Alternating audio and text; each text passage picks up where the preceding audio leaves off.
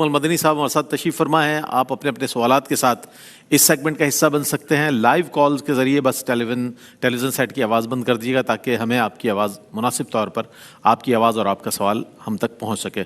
مجھ سے بھی ایک سوال یہ تھا کہ ایک صاحب کے پاس کوئی 8-10 لاکھ روپے کا پلاٹ ہے اور ان پر قرض بھی ہے 3-4 لاکھ روپے کا, تو اور اس کے علاوہ کوئی ان کے پاس سونا چاندی وغیرہ کی اس طرح کی کوئی ایسٹ نہیں ہے, تو کیا اس پیسے وہ جو پلاٹ جو ان کا ہے اس پر کیا زکوٰۃ دینی ہوگی انہوں؟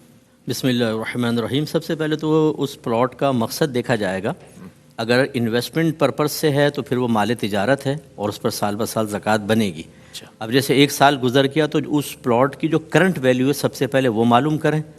پھر اگر یہ قرض ہے, ایک ہوتا ہے دین, ایک ہوتا ہے قرض. قرض ہوتا ہے جو بغیر کسی عوض کے ہو, جیسے میں آپ سے 1 لاکھ روپے لے لوں کہ میں چند دن بعد دے دوں گا, یہ بغیر عوض کے قرضہ کہلاتا ہے. اور ایک ہے کہ آپ سے میں نے ایک چیز خریدی اور اس کی پیمنٹ میں تھوڑا لیٹ کروں گا, یہ دین کہلاتا ہے. تو قرض جو ہوتا ہے یہ تو مائنس ہوتا ہی ہوتا ہے. تو کل پلاٹ کی قیمت میں سے اگر وہ تجارتی ہے تو اس کو پہلے مائنس کریں گے, پھر دیکھیں گے اگر 52.5 تولہ چاندی کے برابر بنتی ہے قیمت تو اس پہ زکوٰۃ ہوگی. اور دوسری صورت یہ ہے کہ پلاٹ رہائش کے لیے لیا ہوا ہے یا اس لیے کہ بنا کے رینٹ پہ چڑھا دیں گے تو وہ مال تجارت نہیں ہے, تو اس پر تو زکوٰۃ ہوگی نہیں. ٹھیک ہے, کالر ہے ہمارے ساتھ. السلام علیکم. ٹھیک ہے, اچھا مصطفیٰ جو آپ کے پاس سوالات ہیں میں چاہتا ہوں ان سے بھی کچھ ہم لے لیں جوابات, پھر آگے بڑھتے ہیں. جی, ایک کویشچن کیا تھا کہ رمضان میں ہماری پبلک ڈیلنگ کا تھوڑا کافی کام ہوتا ہے تو وہ اسمیل کا خوف ہوتا ہے, تو کیا میں پیسٹ اپنی انگلی وغیرہ سے یوز کر سکتا ہوں کہ انہیں کی تھوڑی سی اسمیل کم ہو جائے؟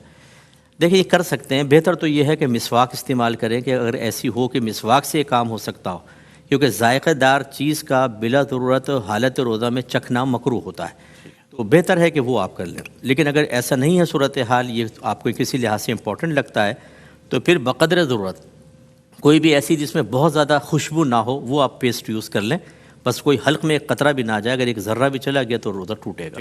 وہ صاحب ایک سوال یہ بھی تھا کہ ایک صاحب نے یہ کہا کہ میں نے اپنے ماضی میں جو تجارت کی اس میں نے ذخیرہ اندوزی کی اور زیادہ گراں قیمت پر چیزیں فروخت کی, لیکن اب مجھے ذرا یہ ہوا ہے کہ اب میں نے تو بہت زیادہ لوگوں کو ظاہر ہے پیسہ تو کما لیا لیکن اب خفت محسوس ہو رہی ہے, شرمندگی, تو اس پروفٹ کا کیا کریں جو کما لیا اور استعمال کر لیا, اس کے حوالے سے کیا حکم ہوگا؟ دیکھیں پہلے اس میں اصل پر آئیں کہ وہ چیز کیا تھی. ذخیرہ اندوزی ہمیشہ منع نہیں ہوتی, صرف وہ چیز منع ہوتی ہے کہ جو لوگوں کی بنیادی ضرورت میں شامل ہو.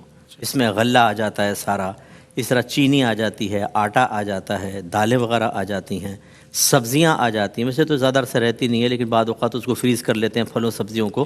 ایسی چیزیں اگر تھیں اور پھر اس نیت کے ساتھ کہ سخت ضرورت ہے لیکن ابھی میں نہیں نکالتا ہوں تاکہ لوگ مجبور ہو کر زیادہ پروفٹ دیں, پھر یہ سب ذخیرہ اندوزی کے اندر آتا ہے. لیکن اس صورت میں بھی پروفٹ ان کے لیے طیب حلال ہے, یہ عمل کرنا ان کے لیے ناجائز تھا. اور اگر ان میں سے کوئی بھی چیز نہیں ہے, مثال کے طور پہ میں گھی کے ڈبے لے کر رکھ لیتا ہوں, مارکیٹ میں اویلیبل ہے بہت آسانی سے, لیکن میں چاہتا ہوں ذرا مہنگے ہوں گے تب میں بیچ دوں گا, یہ وہ ذخیرہ اندوزی نہیں ہے. یہ تو ہر شخص کر رہا ہوتا ہے کہ کچھ نہ کچھ چیز رکھتا ہے اور سیزن میں باہر نکال کے پروفٹ کماتا ہے. بس دیکھنا یہ ہے کہ کیا لوگوں کی مجبوری سے ناجائز فائدہ اٹھانا ہے اور لوگوں کی بنیادی ضرورت والی ہے تو ذخیرہ اندوزی کے اندر آئے گی, جس پہ وعید ہے, ورنہ نہیں ہے. ٹھیک ہے. اچھا صاحب آپ ہی کے سوال سے کشید کر کے کسی صاحب نے سوال کیا تھا کہ مفتی صاحب نے فرمایا کہ ہمیں حروف تہجی کا بھی احترام کرنا چاہیے, تو جو کاغذ وغیرہ پڑے ہوتے ہیں زمین پر اس پہ جرنل کوئی میٹر لکھا ہو جیسے اخبار کا ٹکڑا ہے, تو کیا اس کا بھی احترام ہمیں کرنا ہوگا یا صرف کوئی قرآنی آیت یا کوئی ایسی چیز ہو تو کیا؟ دیکھیں ادب اور احترام تو سب چیزوں کا کرنا چاہیے, لیکن اللہ تبارک و تعالیٰ نے واضح فرمایا کہ لا یکلف اللہ نفسا الا وسعها. اللہ کسی جان کو اس کی ہمت سے زیادہ آزمائش میں مبتلا نہیں کرتا. اگر ہم ہر چیز کا مکلف بنا دیں تو پھر تو جو کچرا اٹھانے والے نا بیچارے جو کاغذ وہی بن جائیں گے, بورا لے کے نکل جائیں, سارا دن ملتے رہیں گے آپ کو کاغذ, تو یہ تکلیف مالا یطاق ہے. تو اس لیے کم از کم جس پر آپ کو واضح طور پہ کوئی آیت نظر آ گئی, محمد لکھا ہوا نظر آ گیا, کوئی اسلامیات کا پیپر ہے, وہ اٹھا لیں. باقی کو اگر آپ اس مجبوری کی بنا پر اوائڈ کر دیں گے تو انشاءاللہ قابل گرفت نہیں ہوں گے. ٹھیک ہے, کالر ہے ہمارے ساتھ. السلام علیکم. جی وعلیکم السلام. جی میرا مفتی صاحب سے سوال یہ تھا کہ میں نے ایک انویسٹمنٹ کی تھی فائل میں, وہ ابھی اس کا مجھے پوزیشن نہیں ہے, لیکن وہ میں نے انویسٹمنٹ کی تھی تو اس کی جو پرائس ہے جس پرائس پہ لیا تھا آج پرائس کافی کم ہے, یعنی جو اس کی آدھی سے بھی کم ہے. تو میں جو زکوٰۃ ہے وہ جس پرائس پہ لیا تھا اس کے حساب سے مجھے نکالنی ہے یا ابھی وہ فائل ہے اور اس کی مجھے زکوٰۃ نہیں دینی؟ اور دوسرا میرا سوال یہ ہے کہ جو بیت لی جاتی ہے. ٹھیک ہے جناب, ٹھیک ہے, آپ کی آواز ذرا کال کٹ گئی ہے, کیا کہیں گے مجھ صاحب؟ جی یہ بتایا تھا کہ جب تک وہ پلاٹ کلیئر نہیں ہو جاتا, پرپز نہیں پتا اس کا. وہاں پرپز بھی ایک تو چلیں فرض کر لیں پرپز بھی ہے, لیکن بعد اوقات وہ نمبرنگ وغیرہ نہیں ہوتی ہے, الاٹمنٹ نہیں ہوتی ہے.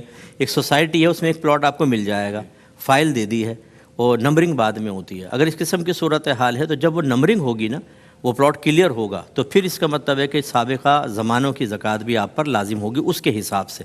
ابھی فی الحال دینا چاہیں دے سکتے ہیں اس کے اوپر, ورنہ جب پلاٹ نام ہو جائے گا, کم از کم مختص ہو جائے گا, اس کے بعد وہ زکوٰۃ اس پہ بنے گی. ٹھیک ہے, ٹھیک ہے. کالر ہیں ہمارے ساتھ. اچھا مفتی صاحب, ایک صاحب نے اپنی بیٹی کے جہیز کے لیے سونا رکھا ہوا ہے, اور وہ ظاہر انہوں نے کہا کہ بھائی اس کے لیے ہی ہم نے وقف کیا ہوا ہے, جب اس کی شادی ہوگی کر دیں گے. جو ان کی بیوی کا ہے وہ تو دے رہے ہیں زکوٰۃ, وہ کہہ رہے ہیں کہ اب بیٹی کے لیے جو جہیز کے لیے رکھا ہے سونا, کیا وہ بھی اس پر بھی زکوٰۃ ہوتی ہے؟ اس میں دو چیزیں ہوتی ہیں کہ وہ بچی کی ایج کیا ہے. اگر تو وہ نابالغہ ہے تو جیسے یہ کہیں گے یہ بچی کا ہے, وہ اس کی ملکیت میں چلا جائے گا, چاہے فزیکلی طور پہ وہ قبضہ کرے نہ کرے. اچھا. اور نابالغ کے اوپر زکوٰۃ نہیں ہوتی. تو جب تک وہ بچی نابالغہ ہے اس پر زکوٰۃ نہیں ہوگی, چاہے وہ گولڈ کتنے ہی کلو کا کیوں نہ ہو, تولہ تو دور کلو کا کیوں نہ ہو. لیکن جب وہ بالغہ ہو جائے گی اور پھر اس کے اوپر سال گزرے گا تب زکوٰۃ ہوگی. دوسری صورت یہ ہے کہ وہ بالغہ بچی ہے, اس کے لیے گولڈ علیحدہ کر کے رکھ دیا. اس میں اب دو چیزیں ہوتی ہیں, کیا اس کے قبضہ اور تصرف اختیار میں دیا ہے کہ نہیں دیا. اگر دے دیا ہے اس طریقے سے کہ تمہارا ہوا, چاہے بیچو, کنویں میں پھینکو, چاہے کسی کو تحفتاً دو, تمہیں کل اختیار ہے, تو یہ ان کی ملکیت سے نکل کے بچی کی ملکیت میں داخل ہوگا. اور پھر پہلے سے اگر سال چل رہا ہے تو یہ سونا اس میں مل جائے گا, ورنہ ابھی اس پہ سال سٹارٹ ہوگا اور 1 سال کے بعد زکوٰۃ ہوگی. اور اگر صرف مختص کیا بالغہ بچی اور کہا یہ تمہارا ہے, دیا نہیں, وہ انہی کا ہے, اور ان کے اوپر زکوٰۃ بنتی رہے گی. کیونکہ بالغ کے لیے جب تک فزیکلی طور پہ آپ قبضہ نہ دیں, چیز آپ کی ملکیت سے نکل کر اس کی ملکیت میں داخل نہیں ہو. اچھا, اگر بالغ ہو جائے تو پھر اس کے پاس تو کوئی سورس آف انکم نہیں, وہ سونا ہی ہے, تو اس کی زکوٰۃ وہ تو نہیں دیکھتی, والدین ہی دیں گے اس کی زکوٰۃ. یہ غلط خیال ہے کہ سورس آف انکم نہیں ہے تو پھر کہاں سے دیں, اس سونے میں سے دیں نا. اچھا. نبی کریم نے کئی صحابیات سے فرمایا کیا تم نے زیور کی زکوٰۃ نکال دی, کہا کہ نہیں, تو فرمایا پھر ایسا کیا جائے گا آخرت میں. انہوں نے وہیں اس زیور کو اتار کر نبی کریم کو دیا. اس زیور میں سے دیں, دل بڑا رکھیں, اللہ تبارک و تعالیٰ اور عطا فرمائے گا. کالر ہمارے ساتھ. السلام علیکم. وعلیکم السلام. جی میرے بھائی سوال کیجیے گا. میرے 3 سوال ہیں مفتی صاحب سے. جی بتائیے. میرا پہلا سوال یہ ہے کہ کوئی شخص برا ہے, اس کے بارے میں کسی دوسرے کو انفارم کرنا, کیا یہ غیبت نہیں آئے گا؟ ٹھیک ہے. دوسرا میرا سوال یہ ہے کہ فجر کی جو 2 سنتے ہیں اس میں افضل ترین صورتیں کون سی ہیں جو پڑھی جائے؟ تیسرا سوال بتا دیں. پاک نے بھی پڑھی ہے. جی. تیسرا سوال میرا یہ ہے کہ جوبلی لائف انشورنس والے ہیلتھ. جناب صرف لائف انشورنس کا ہی کہہ دیتے آپ تو اچھا ہے, لیکن سوال پہنچ جاتا آپ کا. ایک اور کالر ہے. السلام علیکم. وعلیکم السلام. جی جناب. میرا سوال یہ ہے کہ جو بالغ لڑکے کی سیلری ہے اس پہ زیادہ کس کا حق ہے, یعنی کہ گھر میں اس حوالے سے بہت زیادہ لڑائی ہوتی ہیں. اچھا, ٹھیک ہے, کس کا حق ہے وہ بھی معلوم کر لیتے ہیں. بہت شکریہ. جی صاحب. جی بالکل. اگر کوئی شخص ایسا ہے کہ برا ہونا کا کیا مطلب ہے, اگر یہ ہے کہ اس کی برائی دوسروں تک پہنچ رہی ہے, دھوکہ باز ہے, فراڈیا ہے, تو پھر نبی کریم صلی اللہ علیہ وسلم کا فرمان ہے کہ برے کی برائی کو بیان کرتے ہوئے کیوں ڈرتے ہو, تم اس کو بیان کرو تاکہ لوگ اس کے شر سے محفوظ رہیں. پھر تو بیان کرنا چاہیے, اور یہ غیبت چغلی نہیں ہے. اور ایک ہوتا ہے کہ آدمی برا ہے لیکن کسی کو نقصان نہیں پہنچا رہا, مثلا شرابی ہے, جواری ہے, تو اب اس کی برائی کو بیان کرنا تو غیبت ہوگا. کیوں آپ بیان کر رہے ہیں کسی کے سامنے؟ نہ کریں, اس کا پردہ رکھیں اور اس کی اصلاح کی کوشش کرتے رہیں.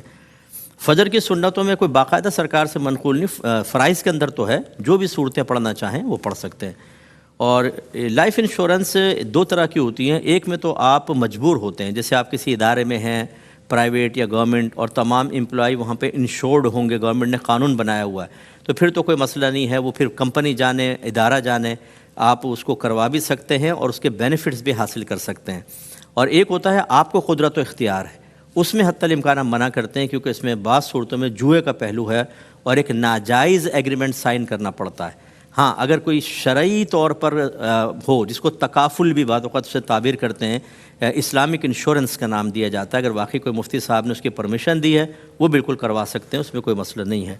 اور بالغ کی سیلری پر براہ راست کسی کا حق نہیں ہوتا، نہ ماں کا، نہ بیوی کا، نہ بہن کا، بلکہ شریعت نے نان نفقہ رکھا ہے۔ اگر ماں محتاج ہے تو اس کو بیٹا اپنی سیلری میں سے نان نفقہ دے گا، اس میں رہائش، کھانا پینا، لباس۔ ایسی بیوی کے لیے بھی نان نفقہ ہے۔ ایسی اگر بہن محتاج ہے، مثال کے طور پہ مطلقہ ہو جاتی ہیں، بیوہ ہو جاتی ہیں، بھائی کی کفالت میں آ جاتی ہیں، تو سیلری پر حق نہیں ہے، وہی نان نفقے کا مسئلہ ہے۔ اس لیے بالکل جو جھگڑا ہو رہا ہے یہ اسی وجہ سے ہو رہا ہے۔ ہم نے اس پہ حقوق پہ کتنی باتیں کی ہیں کہ پتہ نہیں ہوتا لوگوں کو، سمجھتے ہیں کہ جی سیلری پر ہمارا حق ہے۔ حق ہے تو ذرا ثابت کریں قرآن۔ بھائی کی نئی نئی شادی ہوئی ہو تو نئے نئے جھگڑے سامنے، وہی ہوگا، امی کہہ رہی ہوں کہ میرا اور بیوی کہہ رہی ہوں کہ میرا، تو بہرحال کسی کا حق نہیں ہے، آپ نان نفقہ دیں، باقی آپ ہی کا حق ہے، کھا جائیں سب کچھ آپ ہی کا۔ ٹھیک ہے، دو کالرز ہیں ہمارے ساتھ۔ السلام علیکم۔ السلام علیکم جی جناب۔ مفتی صاحب سے ایک سوال ہے میرا کہ آج کل تو ویسے بھی رمضان میں بہت سے ہمارے لوگ جو ہیں، گھر کے لوگ ہیں، شاپنگ کے لیے جاتے ہیں، خواتین مرد ہیں، نامحرم ہیں، دفتروں میں عورتوں سے بات ہوتی ہے، دوسری ہوتی ہے جس میں بدنیتی بالکل نہیں ہوتی، نیت خراب نہیں ہوتی، اس میں شاید تھوڑی بہت ہاؤ آر یو سوال کر لیں آپ، بڑی مہربانی۔ اس میں یہ بتائیے کہ کیا حکم ہے، کیا بالکل ہی بات نہ کی جائے؟ ٹھیک ہے، اور کوئی سوال ہے آپ کا؟ بہت شکریہ۔ ایک اور کالر ہے۔ السلام علیکم۔ جی جناب، جی مصعب، بہت بڑی تمہید کے ساتھ ایک سوال بھی تھا، کیا فرمائیں؟ دیکھیں مسئلہ یہ ہے کہ جب ایک سیلز مین ہوتا ہے نا تو وہ غور و تفکر کرتا ہے کہ میں کس طریقے سے کون سا رویہ اختیار کروں کہ جو میرا کسٹمر ہے وہ دوبارہ بھی میرے پاس آئے۔ اس میں اگر وہ خوش اخلاقی، چاہے سامنے عورت تو خوش اخلاقی سے بات کر رہا ہے، کوئی ہائے ہیلو کر لیتا ہے، لیکن نیت کوئی عورت کی طرف مائل ہونے کی نہیں ہے بلکہ وہی اپنے کاروباری فائدہ حاصل کرنے کی، تو اس کی گنجائش نکلے گی۔ لازمی بات ہے، وہ یہ تو نہیں کہہ سکتا بہن جی تم لے لو، بعد میں ہوں ادھر کر لوں گا۔ وہ بہن جی کپڑے لے کے بھاگ جائے گی، وہ یا بیگ میں رکھ لیں گے 400۔ انتظار کر رہی تھی کس طرح ادھر، ہاں ذرا ادھر ادھر ہو تو وہ تو نظر رکھنی پڑتی ہے باقاعدہ۔ اور ایک ہوتا ہے کہ ویسی بعض ٹھیرے کافیہ ہوتے ہیں، ٹھرکی قسم کے ہوتے ہیں، تو وہ مطلب خواہ مخواہ کے دوستیاں بنانے کی کوشش کرتے ہیں، یا بہن جی، اور یہ ہنسی مذاق یہ بالکل غلط ہے۔ یہ چاہے رمضان ہو یا علاوہ رمضان، ایسا نہیں کرنا چاہیے۔ باقی میں اپنی بہنوں کی خدمت میں بھی دائرہ ادب میں رہ کے گزارش کرتا ہوں، ہماری بہنیں بعد اوقات جا کے بیجا فری ہوتی ہیں، ہنسی مذاق کرتی ہیں، اور پھر اس طرح تمہاری شادی ہوئی کہ نہیں ہوئی، کتنے بچے ہیں تمہارے، اب آپ کپڑا خریدنے آئی ہیں، آپ اس کا انٹرویو لینا شروع، کیوں لے رہی ہیں آپ انٹرویو؟ تمہاری بیوی کیسی؟ انڈرسٹینڈنگ کے بعد ریٹ ویٹ کا ہو جائے گا نا ذرا، شاید اس لیے کرتی آپ اندازہ کریں۔ تو بہنوں کو چاہیے بالکل جا کے ریزرو، جب تک عورت مرد کو راستہ نہیں دے گی مرد آگے نہیں بڑھ سکتا۔ عورت اب خود تھوڑا سا، چاہے میں نیت پہ شک نہیں کر رہا جیسے حضرت نے بھی کہا، لیکن جب لوز ہوتی ہے نا عورت تو پھر مرد کی حوصلہ افزائی ہوتی ہے، وہ آگے بڑھتا ہے اور اسی سے فتنہ جنم لیتے ہیں۔ ٹھیک ہے، کالر ہے ہمارے ساتھ۔ السلام علیکم۔ السلام علیکم۔ وعلیکم السلام، سوال بتائیے گا۔ جی میں نا عشاء کی نماز شہری کے وقت 3 بجے پڑھتی ہوں، تو ساتھ ہی تہجد کی نماز پڑھتی ہوں، تو تہجد کی نماز ہو جائے گی؟ ٹھیک ہے، شامل کرتے ہیں آپ کے سوال کو، بہت شکریہ۔ جی تہجد کے لیے دیکھیں شرط ہے کہ عشاء کے فرائض پڑھ کر انسان تھوڑی دیر سو جائے، اس کے بعد جب اٹھ کر رات کو نوافل پڑھے گا وہ تہجد کہلائیں گے۔ اب اگر یہ فرض کریں عشاء پڑھے بغیر سو گئیں، اب یہ سحری کے ٹائم اٹھ کر عشاء پڑھ کے تہجد کی نیت کرتی ہیں، تو وہ تو تہجد ہے نہیں، کیونکہ عشاء کے بعد سونا شرط تھا، وہ قیام اللیل کہلائے گی، رات کی نماز، لیکن تہجد نہیں مل رہی ان کو۔ ٹھیک ہے، قبلہ مفتی صاحب تشریف فرما ہوتے ہیں اس سیگمنٹ پر انشاءاللہ انتہائے رمضان تک۔ یہ آپ کے لیے بڑی گولڈن اپرچونٹی ہے کہ مفتی صاحب یہاں اویلیبل ہوتے ہیں، آپ اپنے سوالات کے ساتھ شامل ہو سکتے ہیں، اور ظاہر ہے تسلی بخش جوابات جو ہے آپ تک پہنچتے ہیں، جس سے میں یہ سمجھتا ہوں کہ آپ بہت مطمئن ہوتے ہیں، اور یہی آپ کا اعتماد ہے RYQ TV پر، قبلہ مفتی صاحب پر، کہ آپ اپنے اپنے سوالات کے ساتھ شامل ہونا چاہتے ہیں۔ مجھ سے بھی بہت سے لوگ سوشل میڈیا پر، واٹس ایپ پر رابطہ کرتے ہیں کہ مفتی صاحب سے، ظاہر ہم نہیں وہ کر سکتے، لیکن یہ ایک ایسا موقع ہوتا ہے کہ جس میں سب کو ہم شامل کر سکتے ہیں۔ تو اگلا جو سیگمنٹ ہے وہ ہے اظہار عقیدت کا، حضرت بیدم شاہ وارثی رحمۃ اللہ علیہ کو آج شامل کریں گے، اور اس کے بعد یہ سلسلہ جاری رہے